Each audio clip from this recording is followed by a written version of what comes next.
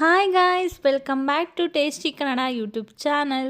ನಾನು ನಿಮಗೆಲ್ಲ ಇವತ್ತು ಕ್ವಿಕ್ ಆ್ಯಂಡ್ ಟೇಸ್ಟಿಯಾಗಿ ಯಾವ ರೀತಿ ಖಾರ ಪೊಂಗಲ್ ಮಾಡೋದಂತ ಹೇಳ್ಕೊಡ್ತಾ ಇದ್ದೀನಿ.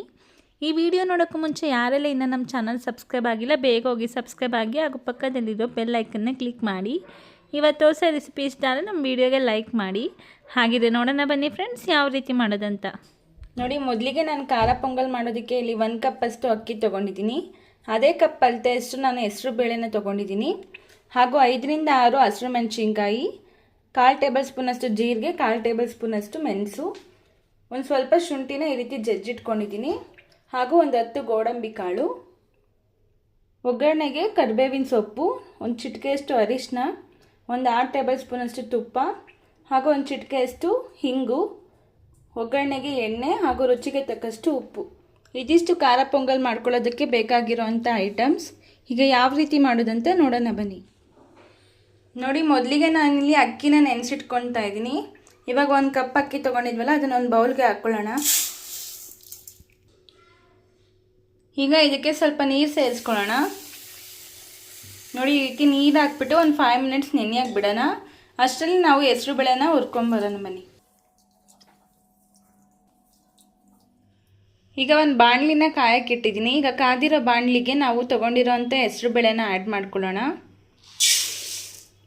ಹೆಸರು ಬೇಳೆ ಕಂದು ಬಣ್ಣ ಬರೋವರೆಗೂ ಸ್ವಲ್ಪ ಚೆನ್ನಾಗಿ ಫ್ರೈ ಮಾಡ್ಕೊಳ್ಬೇಕು. ಆವಾಗ ಖಾರ ಪೊಂಗಲ್ ಚೆನ್ನಾಗಾಗುತ್ತೆ ಅಂತಲೇ ಹೇಳ್ಬೋದು. ಈಗ ಚೆನ್ನಾಗಿ ಫ್ರೈ ಮಾಡ್ಕೊಳ್ಳಿ. ನೋಡಿ, 5 ಮಿನಿಟ್ಸ್ ಚೆನ್ನಾಗಿ ಫ್ರೈ ಮಾಡ್ಕೊಂಡಿದ್ದೀನಿ. ಈ ರೀತಿ ಕಂದು ಬಣ್ಣ ಬಂದಿದೆ. ಇವಾಗ ನೆನೆಸಿಟ್ಕೊಂಡಿದ್ವಲ್ಲ ಅಕ್ಕಿ, ಆ ಅಕ್ಕಿಗೆ ಹೆಸರು ಬೇಳೆನ ಆ್ಯಡ್ ಮಾಡ್ಕೊಳ್ಳೋಣ.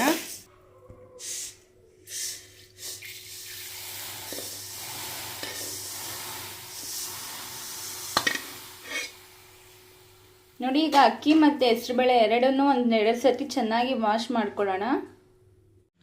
ನೋಡಿ, ನಾನು ಅಕ್ಕಿ ಮತ್ತು ಹೆಸರುಬೇಳೆನ ಈ ರೀತಿ ಚೆನ್ನಾಗಿ ವಾಶ್ ಮಾಡಿ ಇಟ್ಕೊಂಡಿದ್ದೀನಿ. ಈಗ ನಾನು ಒಂದು ಕುಕ್ಕರಲ್ಲಿ ನೀರು ತೊಗೊಂಡಿದ್ದೀನಿ. 1 ಕಪ್ ಹೆಸರುಬೇಳೆ ಹಾಗೂ 1 ಕಪ್ ಅಕ್ಕಿ ತೊಗೊಂಡಿರೋದ್ರಿಂದ 4 ಕಪ್ಪಷ್ಟು ವಾಟರ್ನ ಆ್ಯಡ್ ಮಾಡಬೇಕಾಗುತ್ತೆ. ಖಾರ ಪೊಂಗಲ್ ಸ್ವಲ್ಪ ತೆಳ್ಳಗೆ ಮಾಡೋದ್ರಿಂದ ನಾನಿಲ್ಲಿ 6 ಕಪ್ಪಷ್ಟು ವಾಟರ್ನ ಆ್ಯಡ್ ಮಾಡ್ಕೊಂಡಿದ್ದೀನಿ.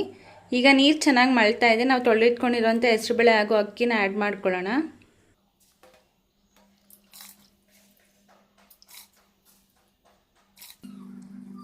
ಈಗ 1/4 ಟೇಬಲ್ ಸ್ಪೂನಷ್ಟು ಅರಿಶಿನ ಪುಡಿನ ಆ್ಯಡ್ ಮಾಡ್ಕೊಳ್ಳೋಣ. ಹಾಗೂ ರುಚಿಗೆ ತಕ್ಕಷ್ಟು ಉಪ್ಪು ಆ್ಯಡ್ ಮಾಡ್ಕೊಳ್ಳಿ. ಹಾಗೂ 1 ಟೇಬಲ್ ಸ್ಪೂನಷ್ಟು ಆಯಿಲ್ನ ಆ್ಯಡ್ ಮಾಡ್ಕೊಳ್ಳೋಣ. ಆಯಿಲ್ ಹಾಕೋದ್ರಿಂದ ಹೆಸರುಬೇಳೆ ತುಂಬ ಚೆನ್ನಾಗಿ ಬೇಯುತ್ತೆ ಅಂತಲೇ ಹೇಳ್ಬೋದು. ಈಗ ಒಂದ್ಸರಿ ಚೆನ್ನಾಗಿ ಮಿಕ್ಸ್ ಮಾಡ್ಕೊಳ್ಳಿ.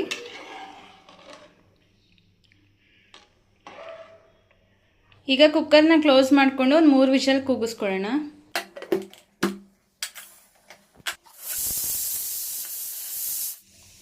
ನೋಡಿ, ಈಗ ಒಂದು ಬಾಣಲಿ ಇಟ್ಕೊಂಡಿದ್ದೀನಿ. ಬಾಣಲಿ ಚೆನ್ನಾಗಿ ಕಾದ್ಮೇಲೆ ಅದಕ್ಕೊಂದು 5 ಟೇಬಲ್ ಸ್ಪೂನಷ್ಟು ಆಯಿಲ್ನ ಆ್ಯಡ್ ಮಾಡ್ಕೊಳ್ಳೋಣ. ಹಾಗೂ ಒಂದು 5 ಟೇಬಲ್ ಸ್ಪೂನಷ್ಟು ತುಪ್ಪನ ಆ್ಯಡ್ ಮಾಡ್ಕೊಳ್ಳೋಣ. ಈಗ ತುಪ್ಪ ಮತ್ತು ಎಣ್ಣೆ ಎರಡೂ ಸಹ ಚೆನ್ನಾಗಿ ಮಿಕ್ಸ್ ಆಗಿದೆ. ಇವಾಗ ನಾವು 1/4 ಟೇಬಲ್ ಸ್ಪೂನಷ್ಟು ಜೀರಿಗೆನ ಆ್ಯಡ್ ಮಾಡ್ಕೊಳ್ಳೋಣ. ನಾನಿಲ್ಲಿ ಲೋ ಫ್ಲೇಮಲ್ಲಿ ಇಟ್ಕೊಂಡು ಒಗ್ಗರಣೆ ಮಾಡ್ಕೊಳ್ತಾ ಇದ್ದೀನಿ. ಆವಾಗ ಚೆನ್ನಾಗಾಗತ್ತೆ, ಇಲ್ಲಾಂದರೆ ಎಲ್ಲ ಸೀದಂಗೆ ಆಗುತ್ತೆ. ಇವಾಗ ಜೀರಿಗೆ ಚೆನ್ನಾಗಿ ಫ್ರೈ ಆದಮೇಲೆ ನಾನು 1/4 ಟೇಬಲ್ ಸ್ಪೂನಷ್ಟು ಕರಿಮೆಣಸನ್ನ ತೊಗೊಂಡಿದ್ದೀನಿ. ಇವಾಗ ಆ್ಯಡ್ ಮಾಡ್ಕೊಳ್ಳೋಣ. ಇವಾಗ ಎರಡನ್ನೂ ಸಹ ಚೆನ್ನಾಗಿ ಫ್ರೈ ಮಾಡ್ಕೊಳ್ಳಿ.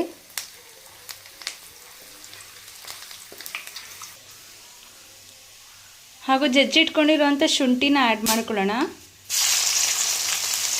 ಶುಂಠಿ ಹಾಕಿದಾದ್ಮೇಲೆ ಒಂದು ಸತಿ ಚೆನ್ನಾಗಿ ಫ್ರೈ ಮಾಡ್ಕೊಳ್ಳಿ.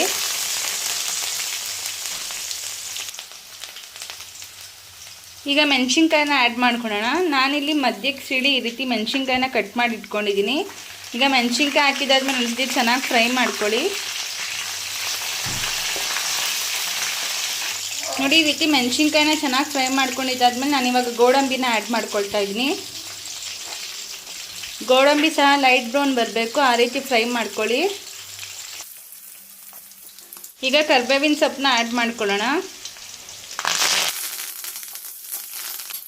ಈಗ ಕರಿಬೇವಿನ ಸೊಪ್ಪು ಚಟಪಟ ಅಂದಮೇಲೆ ಇವಾಗ ಹಿಂಗನ್ನ ಆ್ಯಡ್ ಮಾಡ್ಕೊಳ್ಳೋಣ. ಹಿಂಗೆ ಹಾಕಿದಾದ್ಮೇಲೆ ಚೆನ್ನಾಗಿ ಮಿಕ್ಸ್ ಮಾಡ್ಕೊಳ್ಳಿ.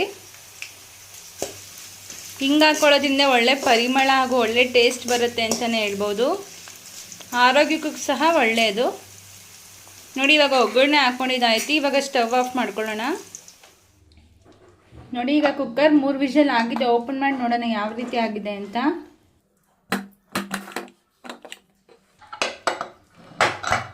ನೋಡಿ ಅಕ್ಕಿ ಮತ್ತು ಬೇಳೆ ಎರಡೂ ಸಹ ಚೆನ್ನಾಗಿ ಬೆಂದಿದೆ ಅಂತಲೇ ಹೇಳ್ಬೋದು. ಈಗ ಚೆನ್ನಾಗಿ ಮಿಕ್ಸ್ ಮಾಡ್ಕೊಳ್ಳೋಣ.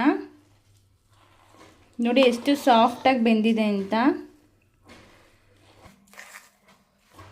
ಈಗ ನಾವು ಇದಕ್ಕೆ ಇನ್ನೊಂದು ಗ್ಲಾಸಷ್ಟು ನೀರನ್ನ ಆ್ಯಡ್ ಮಾಡ್ಕೊಳ್ಳೋಣ. ಈಗ ನೀರು ಆ್ಯಡ್ ಮಾಡಿದಾದ್ಮೇಲೆ ಚೆನ್ನಾಗಿ ಮಿಕ್ಸ್ ಮಾಡ್ಕೊಳ್ಳಿ.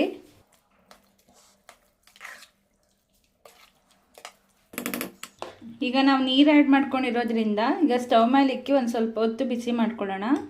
ಈಗ ನಾವು ಸ್ವಲ್ಪ ಹೊತ್ತು ಬಿಸಿ ಮಾಡ್ಕೊಂಡಿದ್ದಾಯಿತು. ಇವಾಗ ಫ್ರೈ ಮಾಡ್ಕೊಂಡಿರೋಂಥ ಒಗ್ಗರಣೆನ ಇದಕ್ಕೆ ಆ್ಯಡ್ ಮಾಡ್ಕೊಳ್ಳೋಣ.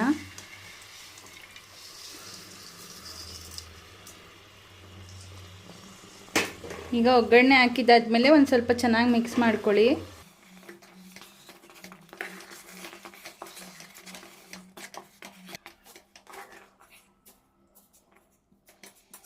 ನೋಡಿ ಈಗ ರುಚಿಕರವಾದಂಥ ಖಾರ ಪೊಂಗಲ್ ರೆಡಿಯಾಗಿದೆ. ಫೈನಲಾಗಿ ಇದಕ್ಕೆ ನಾವು ಕೊತ್ತಂಬರಿ ಸೊಪ್ಪನ್ನ ಆ್ಯಡ್ ಮಾಡ್ಕೊಳ್ಳೋಣ. ನೋಡಿ ಈ ರೀತಿ ಸಣ್ಣದಾಗಿ ಕಟ್ ಮಾಡಿಕೊಂಡು ಕೊತ್ತಂಬರಿ ಸೊಪ್ಪನ್ನ ಆ್ಯಡ್ ಮಾಡ್ಕೊಂಡಿದ್ದೀನಿ. ಈಗ ಮತ್ತೊಂದು ಸರಿ ಚೆನ್ನಾಗಿ ಮಿಕ್ಸ್ ಮಾಡ್ಕೊಳ್ಳಿ. ನೋಡಿ ಈಗ ಕ್ವಿಕ್ ಆ್ಯಂಡ್ ಟೇಸ್ಟಿಯಾಗಿ ಖಾರ ಪೊಂಗಲ್ ರೆಡಿಯಾಗಿದೆ. ಸರ್ವ್ ಮಾಡೋಣ ಬನ್ನಿ ಫ್ರೆಂಡ್ಸ್. ನೋಡಿದ್ರಲ್ವ ಫ್ರೆಂಡ್ಸ್ ಯಾವ ರೀತಿ ಕ್ವಿಕ್ ಆ್ಯಂಡ್ ಟೇಸ್ಟಿಯಾಗಿ ಖಾರ ಪೊಂಗಲ್ ಮಾಡ್ಕೊಳ್ಳೋದಂತ. ಈ ರೆಸಿಪಿನ ನಿಮ್ಮನೇಲಿ ಕೂಡ ಟ್ರೈ ಮಾಡಿ ಹೇಗಾಗಿತ್ತು ಅಂತ ನಮಗೆ ಕಮೆಂಟ್ ಬಾಕ್ಸಲ್ಲಿ ತಿಳಿಸಿ. ತುಂಬಾ ಈಸಿಯಾಗಿ ಮಾಡ್ಕೊಳ್ಬೋದು ಅಂತಲೇ ಹೇಳ್ಬೋದು. ಈ ಖಾರ ಪೊಂಗಲ್ನ ನಾವು ಟೇಸ್ಟಿಯಾಗಿರೋವಂಥ ಚಟ್ನಿ ಜೊತೆ ಸರ್ವ್ ಮಾಡಿದ್ರೆ ಇನ್ನೂ ಕೂಡ ಚೆನ್ನಾಗಿರುತ್ತೆ. ಇದೇ ಥರ ಟೇಸ್ಟಿ ರೆಸಿಪೀಸ್ಗಾಗಿ ನಮ್ಮ ಟೇಸ್ಟಿ ಕನ್ನಡ ಯೂಟ್ಯೂಬ್ ಚಾನಲ್ನ ಸಬ್ಸ್ಕ್ರೈಬ್ ಮಾಡ್ಕೊಳ್ಳಿ. ಮತ್ತೆ ಸಿಗೋಣ ಮುಂದಿನ ವೀಡಿಯೋಸ್ ಜೊತೆ. Thank you for watching.